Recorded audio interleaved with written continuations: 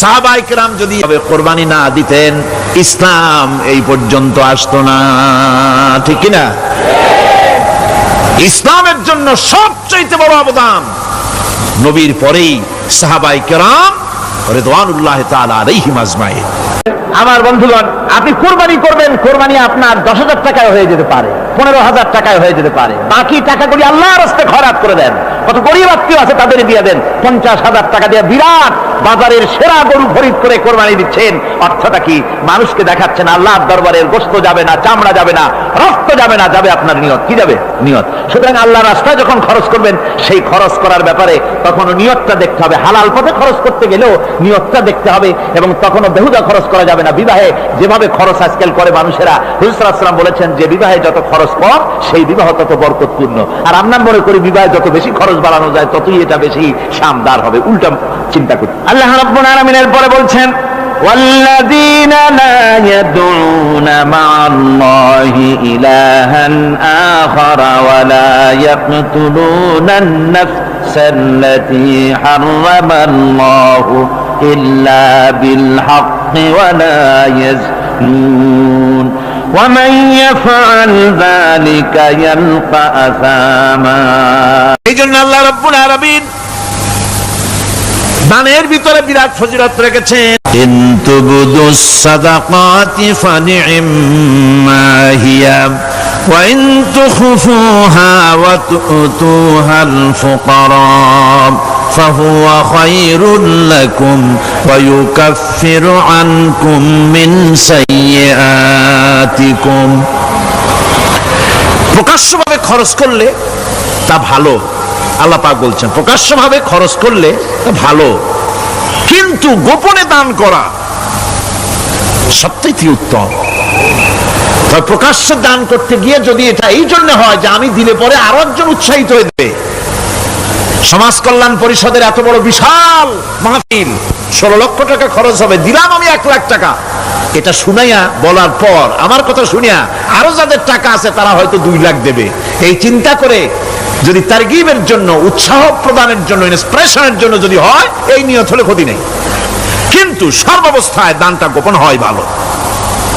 আল্লাহ পাক বলেন গোপনে যদি তুমি দান করো তাহলে আমি রব্বুল আলামিন ওই গোপন দানের বিনিময় তোমার সমস্ত গোপনীয় গুনাহগুলি আমি রব্বুল আলামিন মাফ করে দেব।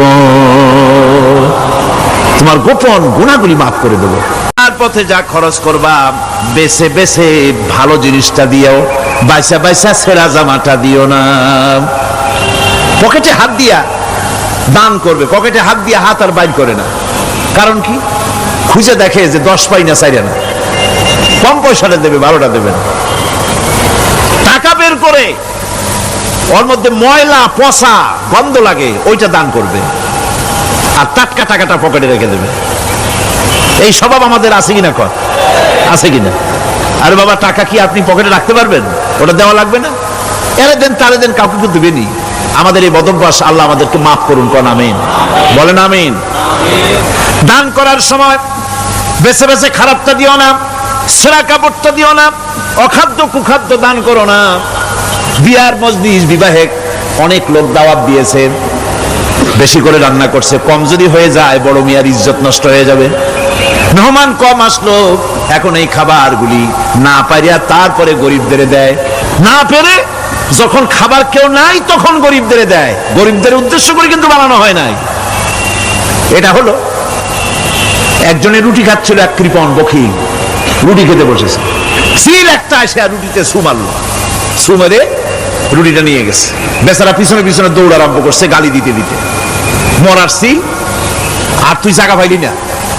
সিলের পিছনে দৌড়াতে দৌড়াতে নদীর পাড়ে চলে আসছে। সিলও দেখে যে আল্লাহ, এমন এক বেকায়দার লোকের রুটি নিলাম, কোনো গাছেও বসতে পারি না তার ঢিলার জ্বালায়। শেষ পর্যন্ত পাশে ছিল নদী, নদীর উপর দিয়া চিল উড়ে ওপার যাওয়া আরম্ভ করছে। বকিল বেচারা দাঁড়াই থাকে, দিলাম ফি সাবিলিল্লাহ, আল্লাহর রাস্তায় দিলাম। এর তো কোনো মানে নাই। নিজে খেতে না পারে বাসি অখাদ্য কুখাদ্য এগুলি দিতে আল্লাহ পাক নিষেধ করেছেন। দিবা বাইসে বাইসে ভালো জিনিসটা, যেটা তোমার কাছে প্রিয় ওইটা দিও। তুমি যদি খারাপটা দাও তাহলে আল্লাহ তোমার দেবেন ওই মানের। কিয়ামত আছে না, কিয়ামত ওই মানের পাবা। আল্লাহ পাক বলছেন, ইয়া আইয়ুহাল্লাযীনা আমানু আনফিকু মিন তাইয়্যিবাতি মা কাসাবতুম ওয়া মিম্মা আখরাজনা লাকুম মিনাল আরদ। তোমরা যে উপার্জন করেছো সেই উপার্জনে তোমাদের জন্য যা উপার্জন করেছো তাই, আর মাটির ভিতর থেকে আমি যা তোমাদের জন্য দিয়েছি তার থেকে ভালো জিনিস, ভালো ভালো জিনিস আমার রাস্তায় খরচ করো। মানুষকে শুনায়ও না অমুক জায়গায় দিলাম, বা মানুষের দেখায় দেখা দিও না। কোন কোন শহর আছে কোরবানির সময় বিরাট গরু কেনা হয়, সেই গরুর গলায় মালা দিয়া তারপরে শহরের রাস্তায় রাস্তায় ঘুরানো হয়, অমুক মিয়া সাহেব এই গরুটা কোরবানি করবে। এরকম চিটাগং এ হয় না, অন্য অন্য জেলায় হয়। জি, এখানেই বেশি তাই আশ্চর্য কথা। তাহলে তো উচিত, এরকম যদি উদ্দেশ্য হয় তাহলে বড় মিয়া গরুর সাথে একসাথে হাঁটা উচিত, লোকেরা বুঝুক কোন বড় মিয়া আর কোন বড় গরু। আপনি এটা করলেন কি জন্যে? এই কাজটা তো নিন্দনীয় কাজ। আর প্রতিযোগিতামূলক কোরবানি করা, প্রতিযোগিতামূলক 35,000 টাকার গরু কোরবানি করা হলো, মানে নাই। মানুষকে শুনাইয়া, মানুষকে দেখাইয়া যদি করা হয় কোনো ফল পাওয়া যাবে না। আমার বন্ধুগণ, আল্লাহ রাব্বুল আলামিন বলছেন মানুষকে দেখাবার জন্য দান সদকা করো না। ইন তুবদুস সাদাকাতি ফানি'ম্মা হিয়া ওয়া ইন তুখফুহা ওয়া তু'তুহাল ফুকারা ফাহুয়া খায়রুল লাকুম ওয়া ইউকাফফিরু আনকুম মিন সাইয়্যাতিকুম। প্রকাশ্যভাবে খরচ করলে তা ভালো, আল্লাহ পাক বলছেন প্রকাশ্যভাবে খরচ করলে তা ভালো, কিন্তু গোপনে দান করা সবথেকে উত্তম। وَإِذَا ابْتَلَى إِبْرَاهِيمَ رَبُّهُ بِكَلِمَاتٍ فَأَتَمَّهُنَّ قَالَ إِنِّي جَاعِلُكَ لِلنَّاسِ إِمَامًا। ইব্রাহিমকে তার রব কয়েকটি বাক্য দিয়ে পরীক্ষা করলেন এবং তিনি সেই পরীক্ষাগুলোতে পাশ করলেন। তখন আল্লাহ রাব্বুল আলামিন তাকে বললেন যে আমি তোমাকে গোটা বিশ্ব মানবতার জন্য, গোটা বিশ্বের সমস্ত মানুষের জন্য আমি তোমাকে নেতা বানাবো। সুবহানাল্লাহ। প্রথম পরীক্ষা হলো, গতকাল বলেছি, সে আগুনের পরীক্ষা। সেখানে আল্লাহ পাক তাকে পাশ করালেন, তিনি পাশ করলেন। দ্বিতীয় পরীক্ষা ছিল বিবি এবং নবজাতক সন্তানকে নিয়ে। আল্লাহ হুকুম করলেন এই বিবি আর বাচ্চারে নিয়ে মরুভূমিতে রেখে আসো। মরুভূমিতে যেখানে ঘর নাই, বাড়ি নাই, সেই জায়গায় বিবি এবং বাচ্চাকে রেখে যাওয়ার সময় তিনি বললেন, রব্বানা ইন্নী আসকানতু মিন যুররিয়াতি বিওয়াদিন গায়রি যী যারইন ইনদা বাইতিকাল মুহাররাম। হায় আল্লাহ রাব্বুল আলামিন, আমি পানি এবং তরুলতাবিহীন এক মরুভূমির ভিতরে আমার বংশের একটি অংশকে এখানে রেখে গেলাম, তোমার ঘরের কাছে পুনর্বাসিত আমি তাদের কাছে, এই ঘরের কাছে, সম্মানিত ঘরের কাছে রেখে গেলাম। পরীক্ষায় তিনি পাশ করলেন। হযরতে হাজরা প্রশ্ন করলেন, ইব্রাহিম, পানি নাই, খাবার নাই, মানুষ নাই, ঘর নাই, বাড়ি নাই, মরুভূমির ভিতরে আমাকে আর আমার বাচ্চারে ফেলে রেখে যাচ্ছ কেন? কোনো জবাব নাই। 2-3 প্রশ্ন করলেন। এরপরে তিনি আবার প্রশ্ন করলেন, বললেন, ইব্রাহিম, এটা কি আল্লাহর হুকুম নাকি? হযরত ইব্রাহিম আলাইহিস সালাম নিজের কলিজার টুকরা সন্তান আর বিবিকে রেখে যেতেছেন ভারাক্রান্ত মন নিয়ে। তিনি আকাশের দিকে আঙ্গুল উঁচু করে দেখালেন। হযরত হাজরা বুঝলেন ইনি তো আল্লাহর পয়গম্বর, আমার কোন অপরাধে এভাবে ফেলে যাওয়ার কথা নয়। তিনি বুঝলেন এটা আল্লাহর হুকুম। হযরতে হাজরা বললেন, ইব্রাহিম রে, নিশ্চিন্ত মনে বাড়ি ফিরে যাও, আমার মনে কোনো চিন্তা নাই, কোনো পেরেশানি আর এখন নাই। আল্লাহর হুকুমেই যদি আমাকে এই মরুভূমির ভিতরে ফেলে যেয়ে থাকো, তাহলে আমি ওই আল্লাহর প্রতি এতটা ভরসা রাখি যে এই মরুভূমির ভিতরে জল পানি শূন্য, খাদ্য শূন্য জায়গায় আমি আমার বাচ্চাকে আল্লাহ রাব্বুল আলামিন না খাওয়াইয়া মারবেন না। দ্বিতীয় পরীক্ষায় পাশ করলেন। 3 নম্বরে পরীক্ষা হলো, সন্তান বড় হয়ে গেছে। হয়েছে, বুদ্ধি হয়েছে, দৌড়াতে পারে। আল্লাহ রাব্বুল আলামিন হুকুম করলেন ছেলেকে জবাহ করো। কত বড় আগুনের পরীক্ষা! কোরআন শরীফ বলছে হযরত ইব্রাহিম আলাইহিস সালাম নিজের ছেলেকে ডেকে নিয়ে বললেন, ইয়া বুনাইয়া ইন্নী আরা ফিল মানামি আন্নী আযবাহুক ফানজুর মাযা তারা। হে আমার কলিজার টুকরা সন্তান, আমি স্বপ্নে দেখেছি যেন আমি তোমাকে জবাহ করতেছি, তোমার রায় কি, তোমার মত কি, আমারে শোনাও। ছেলে পয়গম্বর, ছেলে তার জবাবে বললেন, ইয়া আবাতি ফাআল মা তু'মার সাতাজিদুনি ইনশাআল্লাহু মিনাস সাবিরিন। হে আমার আব্বাজান, আপনি যে ব্যাপারে স্বপ্নের ভিতরে আদিষ্ট হয়েছেন আপনি তা কার্যকরী করুন। আমাকে এতটুকু অধৈর্যের মধ্যে পাবেন না, আমাকে ধৈর্যশীলদের মধ্যে পাবেন। আমারে আপনি আল্লাহর হুকুম পালন করেন। আল্লাহ পাক শোনাচ্ছেন, ফালাম্মা আসলামা ওয়া তাল্লাহু লিল জাবিন। পিতা পুত্র দুজনই রাজি হয়ে গেল। পিতা তার ছেলেকে কাঁধ করে গলার উপরে ছুরি ধরেছেন। আল্লাহ রাব্বুল আলামিন ইসমাইল জবাহ হোক এটা আল্লাহ চান নাই, আল্লাহ চেয়েছেন পরীক্ষা করতে। পরীক্ষায় ইব্রাহিম পাস হয়ে গেলেন। আল্লাহ পাক বলছেন, ওয়ানাদাইনাহু আইয়া ইব্রাহিম قد صدقت الرؤيا إنا كذلك نجزي المحسنين। আমি ইব্রাহিমকে ডেকে বললাম, ইব্রাহিম তুমি তোমার স্বপ্নকে বাস্তবে রূপ দিয়েছো, আর এভাবেই করি আমি মুহসিনদেরকে পুরস্কৃত করে থাকি। আল্লাহ পাক খুশি হলেন। আল্লাহ পাক বললেন, ইন্না হাযা লাবালাউল মুবিন। নিঃসন্দেহে এটি একটি বিরাট পরীক্ষা ছিল। ঠিক কি রকম? আল্লাহ নিজে বলছেন এটি একটি বিরাট পরীক্ষা, আযীম ইমতিহান। সে ইমতিহানে তিনি পাশ করলেন।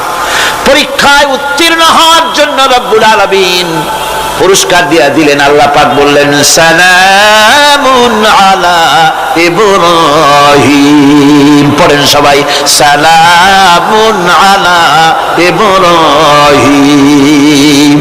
ইব্রাহিমের প্রতি আল্লাহ পাক বললেন, ইব্রাহিমের প্রতি সালাম রইল। সুবহানাল্লাহি ওয়া বিহামদিহি। ইবাদত এর আনুগত্যের এই উৎকৃষ্ট দৃষ্টান্ত স্থাপনের পর আল্লাহ পাক তার গোটা বিশ্বের মুসলমানদেরকে কিয়ামত পর্যন্ত ইব্রাহিম আলাইহিস সালামকে জাতির পিতা বানায় দিলে। সুবহানাল্লাহ কইতে ইচ্ছা করে না? এরকম পরীক্ষা কোন পিতারা দিতে পারছে নাকি? গোটা বিশ্বের সমস্ত মানব মণ্ডলীর জন্য আল্লাহ পাক ইব্রাহিম আলাইহিস সালামকে কিয়ামত পর্যন্ত জাতির পিতা হিসাবে ঘোষণা করেছেন। সুবহানাল্লাহ। মিল্লাতা আবিকুম ইব্রাহিম হুয়া সাম্মাকুমুল মুসলিমিন। তোমরা তোমাদের পিতা ইব্রাহিমের মিল্লাতের উপরে প্রতিষ্ঠিত হও। আল্লাহ পাক বলছেন, তোমাদের পিতা ইব্রাহিমের মিল্লাতের উপরে প্রতিষ্ঠিত হও, আর আল্লাহই তোমাদের নাম রেখেছে মুসলমান। তোমরা হচ্ছে মুসলমান। আমাদের পরিচয়, ওই যে পরিচয়ের কথা আগে হয়ে গেছে, আমাদের পরিচয় আমরা মুসলমান। আমাদের পরিচয় কি? মুসলমান। এটা প্রথম পরিচয়। ইবাদতের পূর্ণাঙ্গ মাপকাঠি হিসেবে আল্লাহ পাক হযরত ইব্রাহিম আলাইহিস সালামকে দুনিয়াবাসীর সামনে পেশ করেছেন। কোরআন বলছে, ইহুদি এবং খ্রিস্টানেরা মুসলমানদেরকে বিভ্রান্ত করতে চায়। তারা বলে, ওয়াকালু কুনু হুদান আও নাসারা তাহতাদু কুল বাল মিল্লাতা ইব্রাহিমা হানিফা ওয়া মা কানা মিনাল মুশরিকিন। ইহুদিরা বলে ইহুদি হও তবেই তোমরা সঠিক পথ পাবা, খ্রিস্টানেরা বলে খ্রিস্টান হও তবেই তোমরা সঠিক পথ প্রাপ্ত হবে। আল্লাহ পাক বলছেন, এদের সকলকে বলে দাও বরং তোমরা সব পরিত্যাগ করে মিল্লাতে ইব্রাহিমের ভিতরে শামিল হয়ে যাও। এটাই মুক্তির পথ, এটাই নাজাতের পথ, এটাই আল্লাহর পথ। সুবহানাল্লাহি ওয়া বিহামদিহি। এমনকি রাসূল কারীম সাল্লাল্লাহু আলাইহি ওয়াসাল্লামকে আল্লাহ পাক বলেছেন, আনিত্তাবি মিল্লাতা ইব্রাহিম হানিফা। চারদিক থেকে মুখ ফিরিয়ে এনে মিল্লাতে ইব্রাহিমের ভিতরে শামিল হয়ে যাও, তারই অনুসরণ করো। রাসূল কারীম সাল্লাল্লাহু আলাইহি ওয়াসাল্লাম ইবাদত বা আনুগত্যের সর্বোৎকৃষ্ট নমুনা হওয়ার কারণে ইব্রাহিম আলাইহিস সালাম সম্পর্কে হুজুর বলেছেন ইন্না ইব্রাহিমা খায়রুল বারিয়া, রাওয়াহু মুসলিম। হুজুর সাল্লাল্লাহু আলাইহি ওয়াসাল্লাম বলেছেন ইব্রাহিম হচ্ছেন জগতের সর্বোত্তম ব্যক্তি। সুবহানাল্লাহ। সুতরাং আমাদেরকে ইবাদতের নমুনা হিসেবে ইব্রাহিম আলাইহিস সালামকেও মানদণ্ড হিসেবে দেখতে হবে যে কিভাবে তিনি সারেন্ডার করেছিলেন আল্লাহ পাকের দরবারে। এখন আমি আপনাদের সামনে বলতে চাই, মানুষের জীবনে সবচাইতে বড় দুটি চাহিদা আছে, একটা হচ্ছে খাদ্য আর একটা হচ্ছে নিরাপত্তা। একটা খাদ্য আর একটা কি? নিরাপত্তা। পেট ভরে খাইতে চাই আর চোর ডাকাতের উপদ্রব থেকে নিরাপত্তা পেতে চায়। আইন শৃঙ্খলা পরিস্থিতির উপরে যখন পার্লামেন্টে আলোচনা হচ্ছিল, আমি তখন বলেছি, মাননীয় স্পিকার, আমার দেশের সাধারণ ভোটারদের বড় কোনো আশা আকাঙ্ক্ষা নাই। তারা কোনোদিন বলে না যে আমাদের গুলশানে বাড়ি দিতে হবে সকলের, আমাদেরকে মঙ্গল গ্রহে অফিস বানায় দিতে হবে, পাশেরও গাড়ি দিতে হবে, এগুলি তারা দাবি করে না। যারা ভোট দেয়, কষ্ট করে, মিছিল করে, এই সাধারণ জনগণের দাবি হচ্ছে মিনিমাম দাবি, খুবই কম।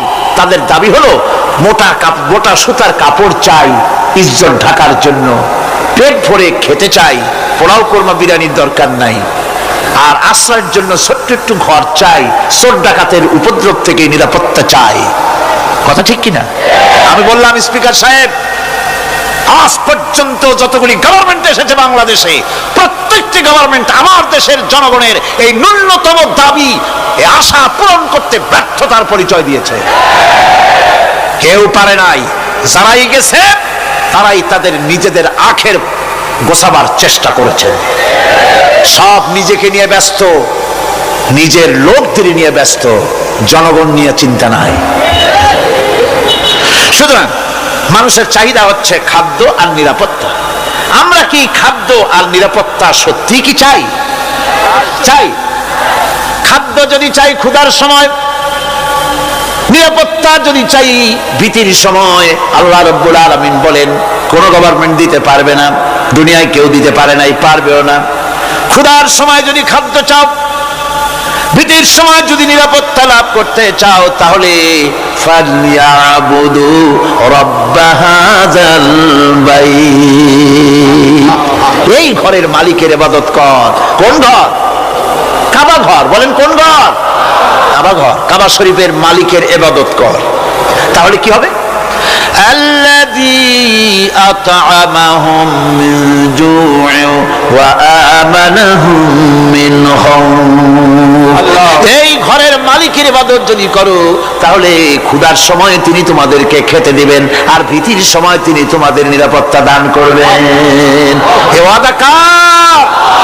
চিল্লায় বলেন ওয়াদা কার?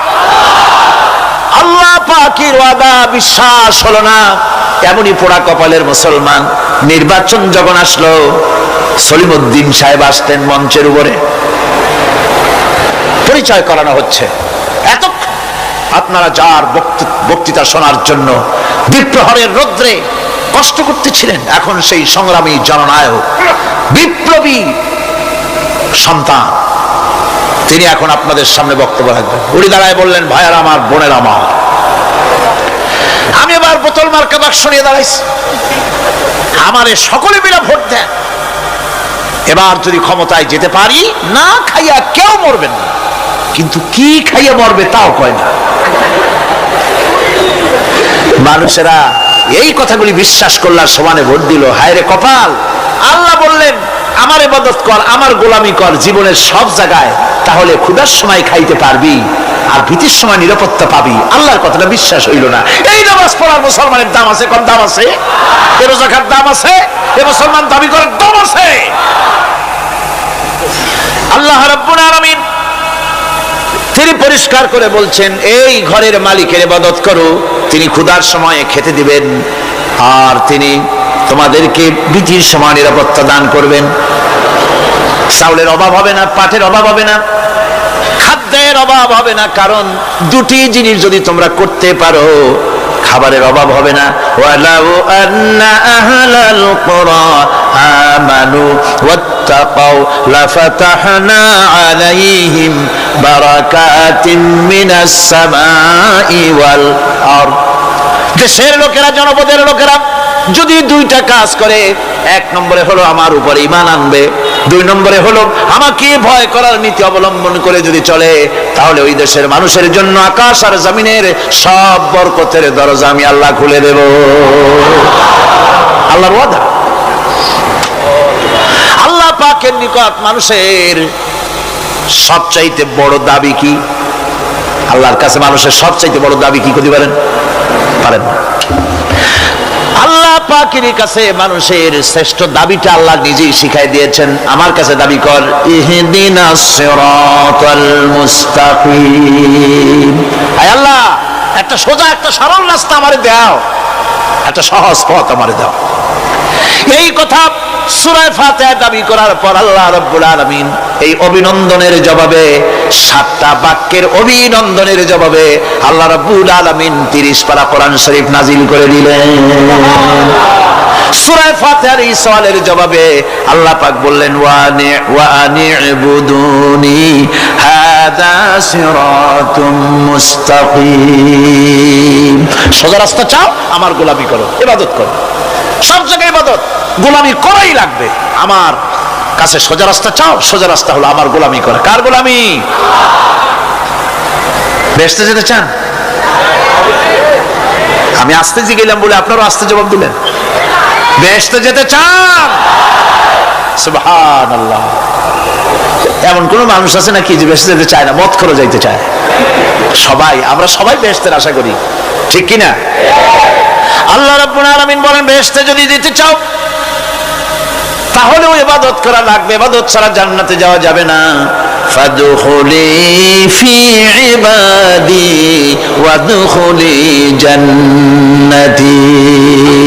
সর্বপ্রথম আমার বান্দার মধ্যে দাখিল হয়ে যা, আমার গোলামির মধ্যে দাখিল হওয়া, আমার গোলাম হয়, এরপরে আমার জান্নাতে চলে যা।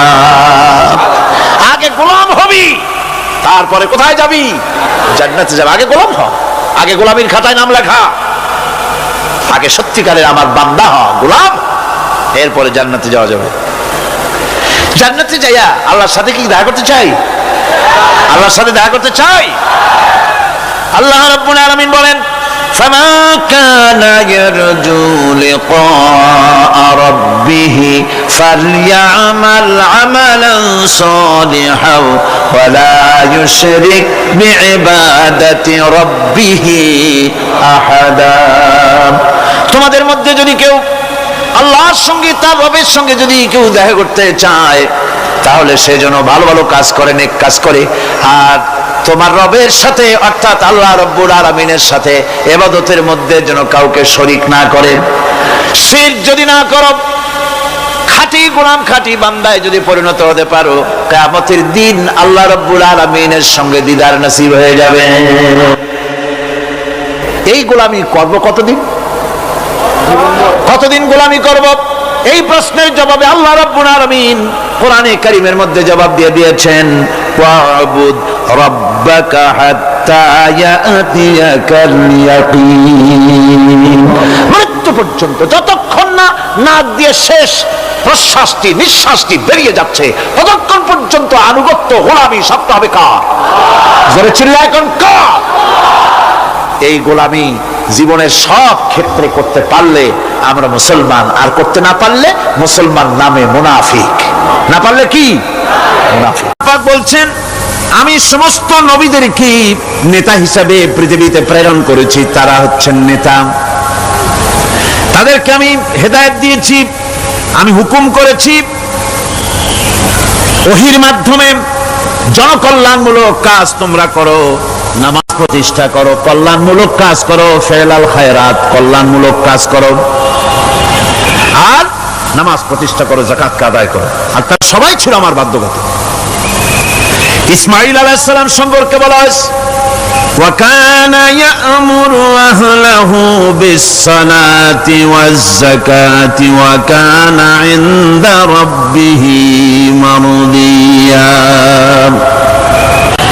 সে তার স্বজনদেরকে নামাজের হুকুম করত, নামাজের এবং যাকাতের নির্দেশ দিতেন হযরত ইসমাঈল আলাইহিস সালাম।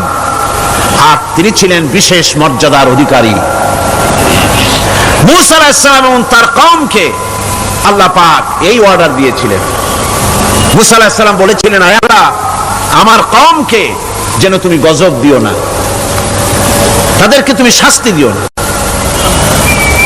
আল্লাহ পাক হযরত মূসা আলাইহিস সালামের এই প্রার্থনার জবাবে আল্লাহ পাক বললেন, আযাবি উসিবু বিহি মান আশাউ ওয়া রাহমাতি ওয়াসিআত কুল্লা শাই। আমি যাকে চাইবো আমার আযাবে নিক্ষেপ করব, তবে সকল জিনিসের উপর আমার রহমত পরিবেষ্টিত আছে। তবে হ্যাঁ, ফাসাকতুবুহা লিল্লাযীনা ইয়াত্তাকুনা ওয়া ইউতুনাজ যাকাতা ওয়াল্লাযীনা হুম বিআয়াতিনা ইউমিনুন। আমি এই রহমত কেবলমাত্র তাদের জন্য লিখে রাখবো যারা নাকি নামাজ প্রতিষ্ঠা করবে আর যারা যাকাত আদায় করবে, আমি তাদেরকে আমার গজব থেকে বাঁচাইয়া দেব। যাকাত যারা আদায় করবে আমি তাদেরকে আমার শাস্তি থেকে, গজব থেকে রক্ষা করব। রাসূল করিম সাল্লাল্লাহু আলাইহি ওয়াসাল্লামের পূর্বে শেষ নবী হচ্ছেন হযরত ঈসা আলাইহিস সালাম। তাকে আল্লাহ পাক এই অর্ডারই করেছেন। কোরআনে কারীমে বলা হচ্ছে, ওয়াজআলানি মুবারাকান আইনামা কুনতু ওয়া আওসানি বিস-সালাতি ওয়াজ-যাকাতি মা দুমতু হাইয়া। আমি যেখানেই থাকি না কেন আমাকে অর্ডার করা হয়েছে যতদিন বেঁচে থাকবো আমি ততদিন যেন আমি নামাজ আদায় করি আর যাকাত দেই। ঈসা আলাইহিস সালাম বলছেন, আল্লাহ পাক আমার উপরে নির্দেশ করেছেন আমি যেখানেই থাকি আর যতদিন বাঁচি আমাকে নামাজ আর যাকাত এই দুটি জিনিস সম্পর্কে আল্লাহ পাক আমাকে আদেশ করেছেন। এখন যাকাত দিতে হবে, গুরুত্বপূর্ণ ব্যাপার। মানুষেরা অবহেলায় যাকাত থেকে নিজেকে বঞ্চিত রেখেছে, মাহরুম রেখেছে এত বড় একটি নিয়ামত থেকে, সমাজকে মাহরুম করছে, যাকাত দিচ্ছেন। কোরআনে কারীমের 3টি আয়াতে যাকাতের কথা এভাবে বলা হয়েছে, ইয়া আইয়ুহাল্লাযীনা আমানু আনফিকু মিন তাইয়্যিবাতি মা কাসাবতুম ওয়া মিম্মা আখরাজনা লাকুম মিনাল আরদ। হে ইমানদার লোকেরা, তোমরা যে সব পবিত্র অর্থ সম্পদ উপার্জন করো সেগুলি, এবং আমি জমিন থেকে তোমাদের যে ফসল দান করি, ফসল উৎপাদন করে দেই, তার থেকে তোমরা আল্লাহর পথে খরচ করো। এগুলো 1 নম্বর আয়াত। 2 নম্বর, প্রথম আয়াত বলা হয়েছে সূরা বাকারায়, আর সূরা আনআমে বলা হচ্ছে, কুলু মিন সামারিহি ইযা আসমারা ওয়া আতু হাক্কাহু ইয়াওমা হাসাদিহি। তার উৎপাদিত ফল ফসল তোমরা খাও, আর ফসলের একটি অংশ ফসল কাটার দিনেই আল্লাহর হকটা, আল্লাহর অধিকারটা আদায় করে দাও। যেদিন তোমরা ফসল কাটবে সেদিনই এই অধিকারটা আদায় করে দাও। এই যে একটা ফরজ, এই ফরজটা মুসলমানেরা বেমালুম ভুলে গিয়েছে। ফসলের যাকাত তারা দেয় না। ফসলের যাকাতকে বলা হয় ওশর। কি বলা হয়? ওশর। এই ওশর এখন যদি আপনি গ্রামে গিয়া কোন শিক্ষিত লোককে যদি জিজ্ঞেস করেন, ভাই ওশর কি চেনো? সে বলবে, ভাই ওশর এটা কি জাতীয় প্রাণী, সারপোকা না তেলাপোকা না আরশোলা, আমি তো নাম টাম তেমন শুনি টুনি নাই, বুঝবি না ওশরটা কি জিনিস। অথচ নামাজ রোজার মতোই ফরজ ওশর আদায় করা। কবে আদায় করবেন? যেদিন আপনি ফসল কাটবেন সেই দিনই ওশর আদায় করে দিবেন। পরিমাণটা কি হবে? পরিমাণ হবে আকাশের বৃষ্টির পানি দিয়ে, আকাশের বৃষ্টির পানি দিয়া যদি ফসল হয় তাহলে দিবেন 10 ভাগের 1 ভাগ। 10 মণ যদি ধান হয়, গম হয়, ডাল হয়, 1 মণ আল্লাহর অধিকার আদায় করে দিবেন। অধিকারটা কার? আল্লাহ কি করবে দিয়া? আল্লাহর অধিকার মানে গরিবের অধিকার, গরিবের হক। এই অধিকারটা আদায় করে দাও। 10 মণ হলে কয় মণ? কি হলে? যদি আকাশের বৃষ্টির পানিতে হয়, আর যদি আপনার সেচের মাধ্যমে হয়, সেচ পরিকল্পনার মাধ্যমে পয়সা খরচ করে পেট্রোল ডিজেল লাগায়া ইঞ্জিন চালাইয়া পানি উঠাইয়া কষ্ট করে ফসল ফলাইছেন, তাহলে আল্লাহ পাক বলছেন 10 মণে 1 মণ দেওয়া লাগবে না, তোমার খরচ হইছে বেশি। বান্দারে, তোমার উপরে আল্লাহ পাক জুলুম করবেন না, এবার 20 মণ হলে তার থেকে 1 মণ দিও। সুবহানাল্লাহ। ওয়ামাল্লাহু বিযাল্লামিন লিল আবিদ। আল্লাহ রাব্বুল আলামিন তার বান্দার উপরে জুলুম করেন না। সুবহানাল্লাহ। কোন এইভাবে করে ওসরের যাকাতটা তোমরা ঠিকমতো আদায় করে দিও। ওসরটা দিও, ফসলের ওসর দিও, আর টাকার যাকাত দিয়ে দিও। যারা এটা দিবে না তাদের সম্পর্কে আল্লাহ পাক সূরা তওবার ভিতরে বলেছেন, ওয়াল্লাযীনা ইয়াকনিজুনা আয-যাহাবা ওয়াল ফিদ্দাতা ওয়া লা ইউনফিকুনাহা ফী সাবিলিল্লাহি ফাবাশশিরহুম বিআযাবিন আলীম। যারা নাকি স্বর্ণ এবং রৌপ্যকে সঞ্চয় করে, জমা করে, ওয়ালা ইউনফিকুনাহা ফি সাবিলিল্লাহ, আর আল্লাহর রাস্তায় তা খরচ করে না, ফাবাশশিরহুম বিআযাবিন আলীম, তাদেরকে কঠিন পীড়াদায়ক শাস্তির সুসংবাদ দাও। পীড়াদায়ক শাস্তির কি দাও? শাস্তির কি সুসংবাদ হয় নাকি? হয়তো উচিত ছিল শাস্তির দুঃসংবাদ শোনাও, না, আল্লাহ বলছেন সুসংবাদ শোনাও। এটার দৃষ্টান্তটা আমার ভাষায় আমি মানুষকে এভাবে বুঝাই। ছেলে খুব দুষ্ট, দুষ্টামির ঠেলায় অস্থির, তার মা মোটেই সামলাতে পারছে না। তখন মা বলে, বেটা আমার কথা তো শুনলি না, তোর বাবা আসুক, তারপরে আমি তারে নালিশ করব। এমন পিট্টি দেবে, মজা টের পাবি। তখন পিট্টি দিলে কি মজা লাগে নাকি? তার মানে শাস্তির তীব্রতা বুঝাবার জন্য বলা হচ্ছে, মজাটা টের পাবা। আল্লাহ রাব্বুল আলামিন বলছেন, কঠিন পীড়াদায়ক শাস্তির সুসংবাদ ওদের দাও, সোনা রূপা যারা জমা করে রাখে, যাকাত দেয় না, আল্লাহর রাস্তায় খরচ করে না। সোনা এখন পুরুষেরাও ব্যবহার করা আরম্ভ করছে। অবশ্য চিটাগংয়ে এমন কাম শুরু হয় নাই। ছাত্র, শিক্ষক, অফিসার গলায় একটা সোনার চেন, শীতের দিনেও সামনের বোতাম খুলে রাখে যাতে চেনটা সকলে দেখে। মিয়া সাহেব, এটা সোনার চেন না, জাহান্নামের আগুনের শিকল পড়েছো। পুরুষের জন্য এক রত্তি সোনাও হারাম। তোমার শরীরের সৌন্দর্য বাড়াবার জন্য স্বর্ণ ব্যবহার করতে পারবে না। স্বর্ণ রৌপ্য জমা করলো আর আল্লাহর রাস্তায় খরচ করলো না। রব্বুল আলামিন বলেন, ইয়াউমা ইউহমা আলাইহা ফি নারি জাহান্নামা ফাতুকওয়া বিহা জিবাহুহুম ওয়া জুনুবুহুম ওয়া যুহুরুহুম। একদিন আসবে এমন, যেদিন এই সঞ্চিত ধনরাশি, সোনা দানাগুলি জাহান্নামের আগুন দিয়ে জ্বালানো হবে। আর জাহান্নামের আগুন দিয়ে জ্বালায়া এইগুলি দিয়ে তার পিঠের উপরে আর পাঁজরে সিল মারা হবে জাহান্নামের আগুন দিয়া। বলা হবে, হাদা মা কানাজতুম লিআনফুসিকুম ফাযুকু মা কুনতুম তাকনিজুন। মজা চাখো, স্বাদ গ্রহণ করো, এ হলো তোমার সেই সঞ্চিত সম্পদ, সঞ্চিত ধনরাশি যা তুমি জমা করেছো আর আল্লাহর রাস্তায় খরচ করনি। এখন এর শাস্তি গ্রহণ করো। সুতরাং সঞ্চয় করা, মাল জমা করা এক শ্রেণীর লোক আছে। আল্লাহ পাক বলছেন, আল্লাযী জামা মালান ওয়া আদ্দাদা, মাল জমা করে আর মোছে তেল মাখে। টেলিফোন করে, হ্যালো সোনালী ব্যাংকের ম্যানেজার সাহেব নাকি? বলে, হ্যাঁ, দেখুন তো আমার ব্যালেন্সটা কত। উনি বললেন, বল্টু সাহেব, আপনার ব্যালেন্স হচ্ছে 50,77,372 টাকা 79 পয়সা। তখন মোজ ঘষে, আতর লাগায়, তেল মাখে, আর মনে মনে আনন্দ হয়, আরো কিছু জমা করতে পারলেই তো কোটির কোটায় পৌঁছে যাব।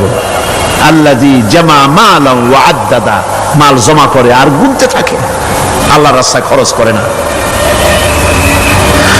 আল্লাহ রাব্বুল আলামিন বলছেন, খুয মিন আমওয়ালিহিম সাদাকাতান তুতাহহিরুহুম ওয়া তুযাক্কিহিম বিহা, তাদের অর্থ সম্পদ থেকে যাকাত উসুল করে তাদেরকে পবিত্র করে দাও। যাকাত আদায় করার মানেই হলো তার সম্পদগুলি পাক হয়ে গেল, কারণ আলহামদুলিল্লাহ সম্পদ পাক হয়ে গেল, পবিত্র হয়ে গেল। আর যেই সম্পদের যাকাত দেওয়া হয় না, আল্লাহর রাস্তায় খরচ করা হয় না, তা সম্পূর্ণরূপে অপবিত্র, নাপাক।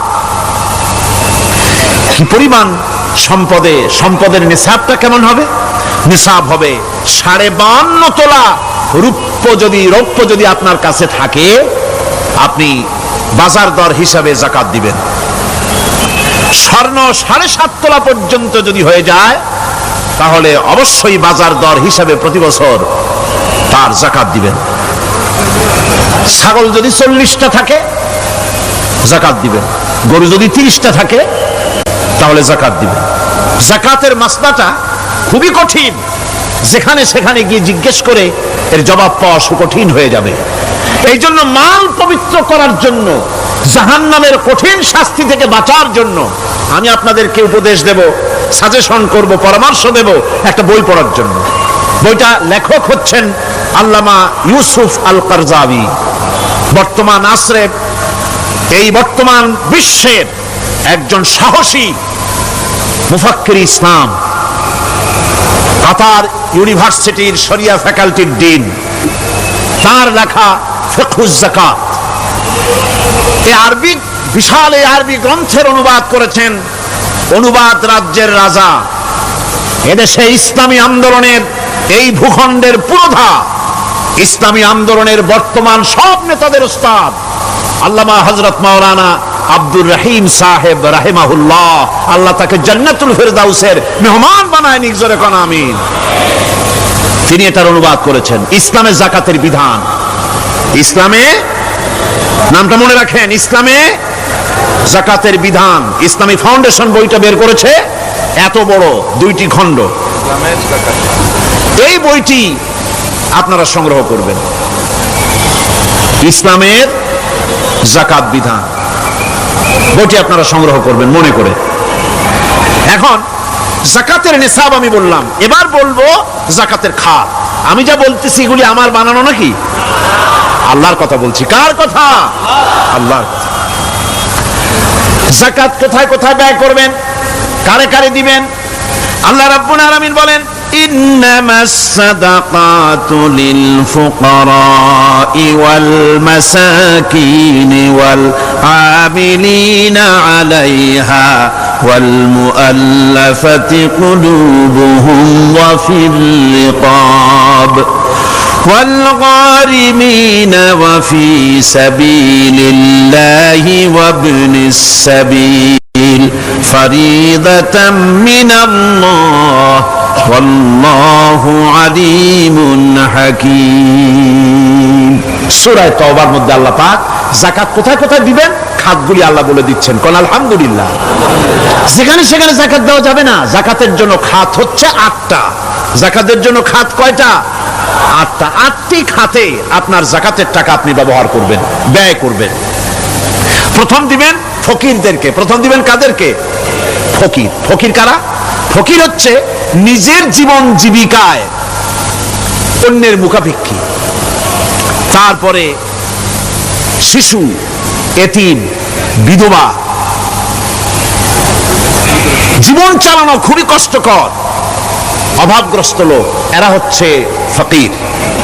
আর মিসকিন হচ্ছে যারা নিজেদের প্রয়োজন উপযোগী অর্থ উপার্জন করার সামর্থ্য নাই, আর মানুষের কাছে আত্মমর্যাদার কারণে হাত পাততেও পারে না। এক কথায় এক গরিব ভদ্রলোক। আল্লাহ কোরআন শরীফে বলেছেন যে এদের চেহারা দেখে বুঝো জ্বর পেটে খাবার নাই, অথবা সে অসুবিধায় আছে, চেহারা দেখে বুঝে তাকে সাহায্য করো। সে এমন শরীফ মানুষ আছে না আমাদের সমাজে, লোক এরকম আছে না? আছে কিনা? ঘরের মধ্যে 3 দিনও রান্না হয় নাই, কিন্তু দাড়ি টাড়ি সুন্দর করে আশ্রয়া জামাটা পরিপাটি করে গায়ে দিয়ে বেরোচ্ছে, কারোর কাছে হাত পাতে না, তার সরাপাতে তার ভদ্রতায় বাঁধে। ওনার সরাপতে বেঁধেছে, উনি চাবেন না কারো কাছে, কিন্তু উনাকে যিনি সৃষ্টি করেছেন সে আল্লাহ রাব্বুল আলামিন শোনায় দিচ্ছেন, বান্দারা আমার ওই গরিব ভদ্রলোককে খাবার দাও। ওরা হচ্ছে মিসকিন।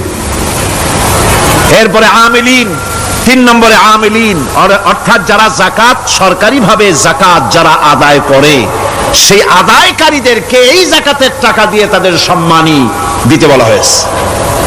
ইসলামী গভর্নমেন্ট আসলে যাকাত তো আর আপনার খুশি মতো থাকবে না, যাকাত দিতে আপনি বাধ্য হবেন। যাকাত দিতে আপনি বাধ্য হবেন। যাকাত আদায় করবে গভর্নমেন্ট। কে আদায় করবে? গভর্নমেন্ট আদায় করবে, আর গভর্নমেন্ট ডিস্ট্রিবিউট করবে। ওয়াল মুআল্লাফাতিল কুলুব, মনতুষ্টির জন্য, যাদের মন জয় করতে হবে এই ধরনের লোকদেরকে। ওয়ার রিকাব, আর গলদেশের মুক্তিদানের জন্য। ওয়াল গারিমিন, আর ঋণগ্রস্ত ব্যক্তি, তাও আবার এমন পর্যায়ের যে ঋণ পরিশোধ করতে গেলে যদি তার এমন অবস্থা হয় যে তার কাছে যাকাত দেওয়ার মতো টাকা থাকে না, এরকমের অবস্থা যদি হয় তাহলে যাকাতের টাকা দিয়ে তার ঋণ পরিশোধ করে দেওয়া যেতে পারে। ফি সাবিলিল্লাহ। এরপরে হচ্ছে জিহাদের রাস্তা। জিহাদের রাস্তা মানে জিহাদ যখন শুরু হবে সেই জিহাদের ময়দানে আপনি বন্দুক রাইফেল কিনে দেওয়ার সাহায্য করবেন সেটা নয়, কিন্তু শুধু এটাকে বোঝানো হয় নাই। ফি সাবিলিল্লাহ বলতে বোঝানো হয়েছে আল্লাহর রাস্তায় সংগ্রামরত সব ব্যাপারে আপনি সাহায্য করবেন, ইসলামী আন্দোলনের জন্য করবেন। যারা ইসলামের জন্য বইপত্র লেখে তাদের জন্য করবেন, যদি পয়সায় কুলাতে না পারে সেখানে সাহায্য করবেন। ইসলামী আন্দোলনকে বিজয় করার জন্য সাহায্য করবেন। এক কথায় আল্লাহর রাস্তা বলতে যা বুঝায় এগুলিকে দিবেন। ইবনে সাবিল, এরপরে পথিক মুসাফির। পথিক মুসাফির সে যদি বাড়িতে ধনী থাকে, ঢাকায় ধনী, কিন্তু চট্টগ্রামে এসে সর্বহারা হয়ে গেছে, টাকা পয়সা সব লুটপাট হয়ে গেছে, এখন বাড়ি ফেরার উপায় নাই, যাকাতের টাকা দিয়ে তাকে সাহায্য করা যেতে পারে। এই 8টি খাতে এভাবে যাকাত দেওয়ার জন্য আল্লাহ খাত সৃষ্টি করেছেন। কয়টা খাত হলো? 8টা খাত। ইসলাম যাকাত ভিত্তিক অর্থ ব্যবস্থা কায়েম করে, আর অনিসলামিক সরকার সুদ ভিত্তিক অর্থ ব্যবস্থা কায়েম করে। যাকাত আর সুদের মধ্যে পার্থক্য কি? যাকাত হচ্ছে, এক কথায় বুঝাই, ব্যাখ্যা দেব না, এক কথায় বুঝাবো। যাকাত হচ্ছে ধনীদের কাছ থেকে নেও, গরিবদেরকে দাও। আবার শুনুন, যাকাত হচ্ছে ধনীদের কাছ থেকে নাও, গরিবদেরকে দাও। আর সুদ হচ্ছে গরিবদের কাছ থেকে নাও, ধনীদেরকে দাও। টাকায় টাকা টানে, একজনে শুনছিল টাকায় টাকা টানে, সে মনে করলো কেমনে টাকায় টাকা টানে। তারপরে সে এক ব্যাংকের সামনে গিয়ে অনেক টাকার মধ্যে নিজের একটা টাকা ছুঁড়ে মেরেছে। ঘন্টা 2 দাঁড়ায় আছে, দেখে যে তার টাকা আসে না। তখন ব্যাংকের দারোয়ান এসে পিছন থেকে গলাটা ঠেসে ধরছে, বেটা তুমি চোর নাকি, না হাইজাকার, না মাস্তান, না সাদাবাজ? কয় যে না, আমি এর কোনোটাই না। তাহলে এই পজিশন নিয়ে দেখতেছো কি? কয় যে আমি শুনছিলাম টাকায় টাকা টানে, সেজন্য আমার পকেটে একটা টাকা ছিল, ওই যে কেশিয়ার টাকাগুলি গুনতেছে ওইখানে মারলাম, দেখিনি টাকা, আমার টাকায় কিছু টাকা টাইনে আনে। এতক্ষণ দাঁড়ানো, আমার টাকা তো টানলই না, আমার যে একটা টাকা তাও আসে না। দারোয়ান বলছে, বেটা তুমি ঠিকই শুনেছো, টাকায় টাকা ঠিকই টানে, ওই অনেকগুলো টাকা তোমার একটা টাকারে এমন ভাবে টাইনিয়া ধরছে, বাইরে আবার উপায় নাই। সুদভিত্তিক অর্থ ব্যবস্থায় গরিবরা এভাবে শোষিত হয়। শোষিত হয় কারা? গরিবরা। সিনেমা কারা বানায়? ধনীরা। শোষিত হয় কারা? গরিবরা। লক্ষ্য করেন, তাকান, আল্লাহর কথা কত বাস্তব। ধনীরা সিনেমা বানায়, শোষিত হচ্ছে গরিবেরা। রিক্সা চালায়, ঠেলা গাড়ি চালায়, মাথার ঘাম পায়ে ফেলেছে, পরিশ্রান্ত হয়েছে, বিকাল বেলায় সেই টাকা নিয়ে যাচ্ছে বাজার করতে। সিনেমা হলের সামনে যায় দেখে সর্বনাশ, যুবক একটা যুবতীর জড়ায় ধরছে 2 হাত দিয়া, নিচে লেখা কি যে প্রেম আর কত যে জ্বালা। বেচারা গরিব মানুষ মাথা গরম হয়ে গেছে এটা দেখিয়া, যে বাইরে যদি এত জ্বালা, ভিতরে না জানি কত মজা। যে টাকা দিয়ে চাউল কিনতো সেই টাকা দিয়া টিকিট কিনে সিনেমায় ঢুকলো। এর মাথা ঘামানো পয়সাগুলি পাইল কে? বড় লোকই পেল। বড় লোকেরা ব্যাংকে টাকা রাখে, গরিব মানুষেরা ব্যাংক থেকে টাকা লোন নেয়। কৃষি লোন নিল, গরু কিনলো, বীজ কিনলো, সার কিনলো। আকাশ থেকে বৃষ্টি হলো না, অনাবৃষ্টি অতিবৃষ্টি খরার কারণে ফসল হলো না। ব্যাংক কি তার লোন মাফ করবে? তার সুদ মাফ করবে? শেষ পর্যন্ত গরুটা বেচা, মায়ের হাতের বউ হাতের শেষ চুরি গাছা বিক্রি করে লোন পরিশোধ করলো। বড় লোকের টাকা ওখানে ছিল, ওই টাকায় আরো টাকা গিয়ে জমলো, আর গরিব ফতুর হয়ে গেল। এই জন্য আল্লাহ পাক বলেছেন সুদ হচ্ছে ওয়াহাল্লাল্লাহুল বায়া ওয়া হাররামা রিবা। আল্লাহ পাক ব্যবসাকে করেছে হালাল, সুদকে করেছেন হারাম। এই সুদের মধ্যে 70টি গুনাহ, তার ছোট্ট গুনাহ হলো নিজের মায়ের সাথে জিনা করা। জোরে কোন নাউজুবিল্লাহ। মায়ের সাথে জিনা করার চাইতেও নিকৃষ্ট, এটা হলো ছোট গুনাহ। টের পাইছেন? এটাই হলো ছোট গুনাহ। তাহলে বড় গুনাহ কি? বড় গুনাহ হচ্ছে আল্লাহ আর তার রাসূলের সাথে যুদ্ধ করা। নাউজুবিল্লাহ পড়ে। সুতরাং এই সুদভিত্তিক অর্থ ব্যবস্থার, এই সুদভিত্তিক অর্থ ব্যবস্থাকে নির্মূল করে দিয়ে ইসলাম যাকাত ভিত্তিক অর্থ ব্যবস্থা কায়েম করেছিল, যার ফলে মানুষ খেয়ে পরে সুখে শান্তিতে বসবাস করেছে। চুরি নাই, ডাকাতি নাই, জেনা নাই, ব্যভিচার নাই, হত্যা নাই, ধর্ষণ নাই। এমন এক সময় এসেছিল কোরআনে কারিমের বরকতে, যাকাত ভিত্তিক অর্থনীতির বরকতে, এমন এক সময় এসেছিল ময়দানে ঢোল পিটানো হতো বাজারে বাজারে, যাকাত কে নেবে, যাকাত কে নেবে, যাকাত কে নেবে। একজন মানুষও খুঁজে পাওয়া যায় নাই যে বলবে যাকাত আমার দরকার। গল্প করলাম? এটা কি গল্প? এটা বাস্তব। হযরত ওমর বিন আব্দুল আজিজ রাহমাতুল্লাহ আলাইহির জামানায় সদকার টাকা নিয়ে 3টি দিন একজন ঘুরেছেন গ্রামে গ্রামে, ময়দানে ময়দানে। একটা গরিব খুঁজতেছেন সদকার টাকা দেবে, গরিব খুঁজে পাওয়া যায় না। ক্লান্ত শ্রান্ত হয়ে মরুদ্যানের ভিতরে আরাম করতেছেন, এমন সময় দেখতে পেলেন সেখানে আরেকটা লোক আসছে, ধুলা মলিন বড় একটা বস্কা তার সাথে। এই লোকটি তার কাছে গিয়ে বলছে, ভাই আল্লাহ আপনারে আমারে মিলাই দিছে, 3 দিন পর্যন্ত ঘুরেছি কিছু সদকার টাকা নিয়ে, এত বড় দেশের এত জায়গা ঘুরলাম, একটা গরিব পাই নাই যে তারে দেব, আল্লাহ আপনারে মিলাই দিছে, নেন এই টাকাগুলা। কয় যে তোমার মাথা খারাপ না স্কুল উঠিলা? তুমি কি মনে করছো আমার এই বস্কার মধ্যে ছেঁড়া খাতা? তোমার টুপলায় যে টাকা আছে আমার বস্তায় তার থেকে অনেক বেশি টাকা আছে। তুমি ঘুরতেছো 3 দিন, আমি ঘুরতেছি সপ্তাহকাল, একটা ভিক্ষুক পাই নাই। এটা কিসের বরকতে? ইসলামী অর্থনীতির বরকতে। যেরকম কিসের বরকতে? কপাল পোড়া জাতি, কপাল পোড়া জাতি। সেই বরকতপূর্ণ সমাজ ব্যবস্থার দিকে না গিয়ে কোন নেতা কোন নেত্রী কি কইল সেদিকে দৌড়ায়, সেদিকেই দৌড়ায় পাগলের মতো। হেমিলনের বংশীবাদক বাঁশি বাজায় চললো, আর ইঁদুর বাঁদর সব পিছনে ছুটলো।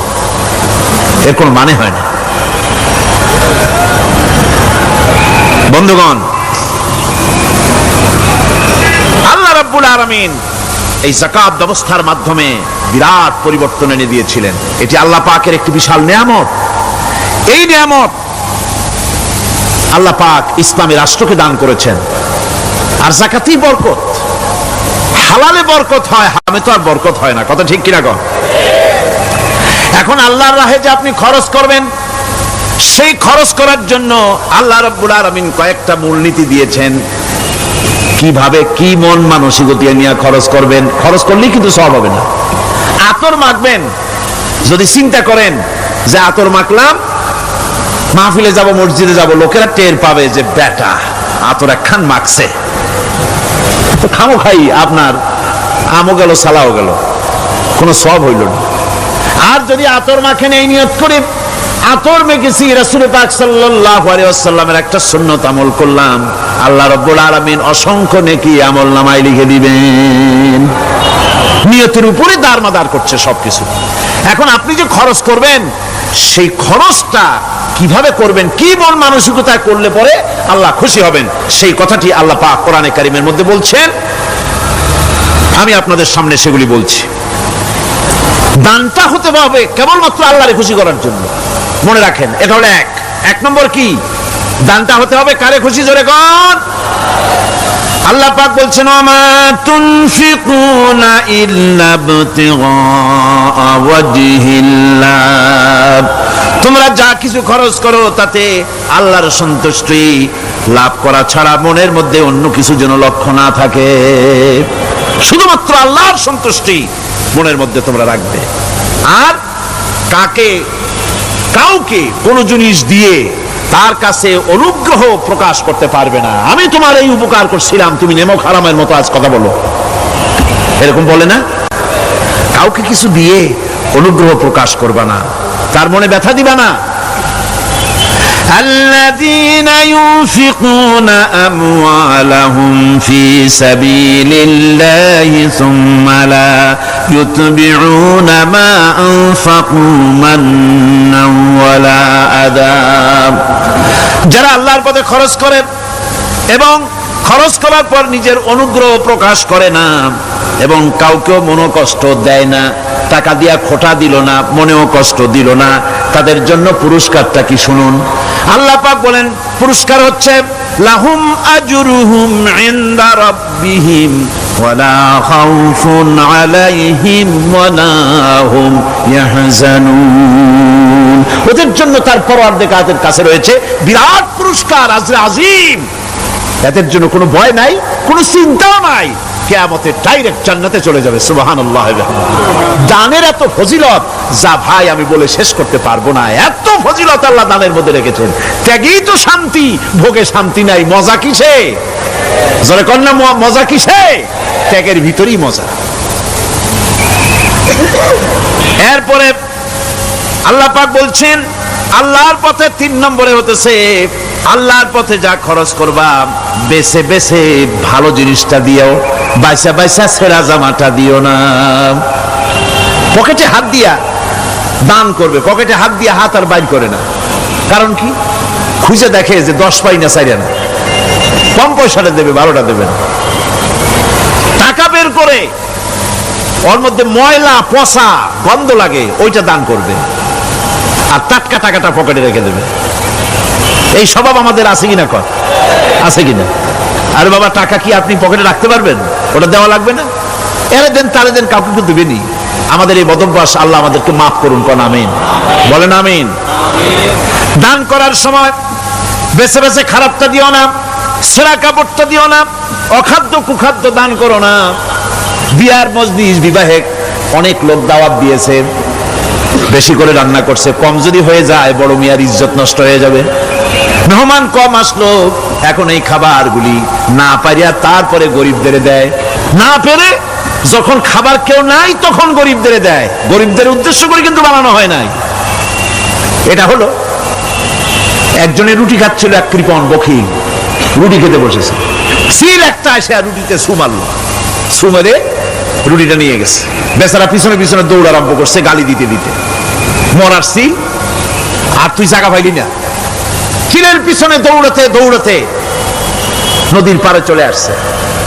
সিলও দেখে যে আল্লাহ, এমন এক বেকায়দার লোকের রুটি নিলাম, কোনো গাছেও বসতে পারি না তার ঢিলার জ্বালায়। শেষ পর্যন্ত পাশে ছিল নদী, নদীর উপর দিয়া চিল উড়ে ওপার যাওয়া আরম্ভ করছে। বকিল বেচারা দাঁড়াই থাকে, দিলাম ফি সাবিলিল্লাহ, আল্লাহর রাস্তায় দিলাম। এর তো কোনো মানে নাই। নিজে খেতে না পারে বাসি অখাদ্য কুখাদ্য এগুলি দিতে আল্লাহ পাক নিষেধ করেছেন। দিবা বাইসে বাইসে ভালো জিনিসটা, যেটা তোমার কাছে প্রিয়, ওইটা দিও। তুমি যদি খারাপটা দাও তাহলে আল্লাহ তোমার দেবেন ওই মানের। কিয়ামত আছে না, কিয়ামত ওই মানের পাবা। আল্লাহ পাক বলছেন, ইয়া আইয়ুহাল্লাযীনা আমানু আনফিকু মিন তাইয়্যিবাতি মা কাসাবতুম ওয়া মিম্মা আখরাজনা লাকুম মিনাল আরদ। তোমরা যে উপার্জন করেছো সেই উপার্জনে তোমাদের জন্য যা উপার্জন করেছো তাই, আর মাটির ভিতর থেকে আমি যা তোমাদের জন্য দিয়েছি তার থেকে ভালো জিনিস, ভালো ভালো জিনিস আমার রাস্তায় খরচ করো। এটা কার অর্ডার? আল্লাহর অর্ডার। আর খরচ করার জন্য ওয়ালা তায়াম্মামুল খাবিসা মিনহু তুনফিকুন, খরচ করার জন্য বাইসা বাইসা খারাপ গুণী জিনিসগুলি খুঁজে বেড়ায়ও না, ভালো জিনিসগুলি আমার রাস্তায় খরচ করো। ওয়ালিল্লাহি ইয়াসজুদু মা ফিস সামাওয়াতি ওয়া মা ফিল আরদ মিন দাব্বাতিন ওয়াল মালাইকাতু ওয়া হুম লা ইস্তাকবিরুন। আকাশ এবং জমিনে যা কিছু আছে আমার সিজদা করে, আমার সিজদা থেকে কেউ অহংকার করে না, অহমিকতা করে না, আমার সিজদা থেকে কেউ ফিরে যায় না, সবাই আমাকে সিজদা করে। সুতরাং ও মানুষ, আমার দরবারে সিজদায় মাথা নত করে দাও। সবগুলি আমার সামনে সিজদা করতেছে।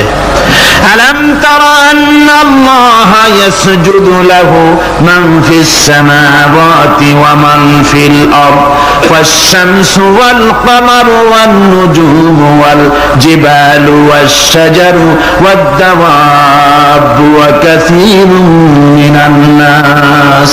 আল্লাহ পাক বলছেন, আকাশ এবং জমিনে যা আছে সব আমাকে সিজদা করছে। চাঁদে, সূর্যতে, গাছপালায়, পাহাড় পর্বতে, সবকিছু, সমস্ত প্রাণী জগৎ পর্যন্ত, চতুষ্পদ জন্তুগুলি পর্যন্ত আমি আল্লাহকে সিজদা করে। সুবহানাল্লাহ।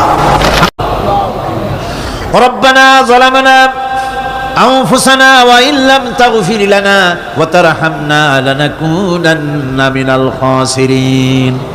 আয় আল্লাহ তাআলা,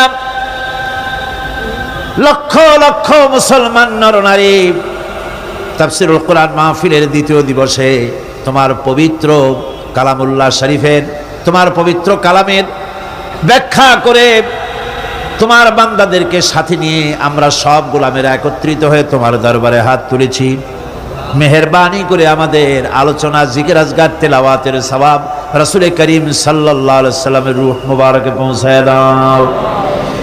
আয় আল্লাহ তাআলা, আমাদের মধ্য থেকে যাদের মা বাপ দুনিয়া থেকে বিদায় হয়ে গেছে, কবরগুলিকে জান্নাতের টুকরায় পরিণত করে দাও রব্বুল আলামিন। আয় আল্লাহ তাআলা, সারা জীবন গুনাহ করে করে আমরা আমাদের জীবন নষ্ট করে ফেলেছি, দয়া করে আমাদের তামাম জিন্দেগির গুনাহ খাতা মাফ করে দাও রব্বুল আলামিন। তোমার পবিত্র নাম রহমান রহিম, ওই নামের সামান্য একটুখানি ব্যাখ্যা বান্দাদের সামনে তুলে ধরেছি আমরা। আয় আল্লাহ তাআলা, এই ব্যাখ্যা বোঝার তৌফিক আমাদের দাও। আয় আল্লাহ তাআলা, তোমার রহমান, তোমার নাম রহমান, তোমার নাম রহিম, এই পবিত্র নামের বরকতে আমাদের জিন্দেগির সকল গুনাহ মাফ করে দাও। রব্বানা তাকাব্বাল মিন্না ইন্নাকা আনতাস সামিউল আলিম ওয়া তুব আলাইনা ইন্নাকা আনতাত তাওয়াবুর রহিম। সুবহানা রাব্বিকা রাব্বিল ইজ্জাতি আম্মা ইয়াসিফুন ওয়া সালামুন আলাল মুরসালিন আলহামদুলিল্লাহি রাব্বিল আলামিন। ওয়াজআল আখিরা কালিমাতিনা ইনদাল মাউত লা ইলাহা ইল্লাল্লাহু মুহাম্মাদুর রাসূলুল্লাহ। আসসালামু আলাইকুম ওয়া রাহমাতুল্লাহ।